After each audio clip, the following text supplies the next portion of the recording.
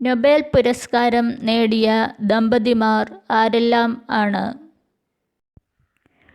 Nobel പുരസ്കാരം ലഭിച്ച ദമ്പതിമാർ ആണ് Marie Curie, Pierre Curie, Irene Joliot Curie, Frederic Joliot, Gerty Cori, Carl Cori, Alva Myrdal, Gunnar Myrdal, May Britt Moser, Edvard I Moser, Abhijit Banerjee, Esther Duflo എന്നിവർ. 1903 ഭൗതികശാസ്ത്രത്തിനാണ് Marie ക്യൂറിക്കും Pierre ക്യൂറിക്കും Nobel പുരസ്കാരം ലഭിച്ചത്.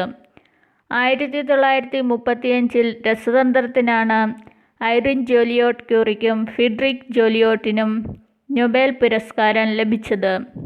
1947 വൈദ്യശാസ്ത്രത്തിനാണ് ഗെർട്ടി കോറിക്കും കാൾ കോറിക്കും നൊബേൽ പുരസ്കാരം ലഭിച്ചത്.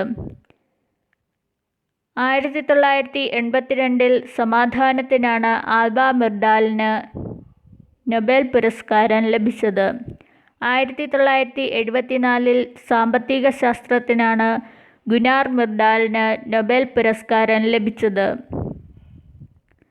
2014 വൈദ്യശാസ്ത്രത്തിനാണ് മെയ്ബ്രിഡ് മോസർക്കും എഡ്വേർഡ് ഐ മോസർക്കും നൊബേൽ പുരസ്കാരം ലഭിച്ചത്. 2019 സാമ്പത്തിക ശാസ്ത്രത്തിനാണ് അഭിജിത് ബാനർജിക്കും എസ്തർ ദുഫ്ലോയ്ക്കും നൊബേൽ പുരസ്കാരം ലഭിച്ചത്.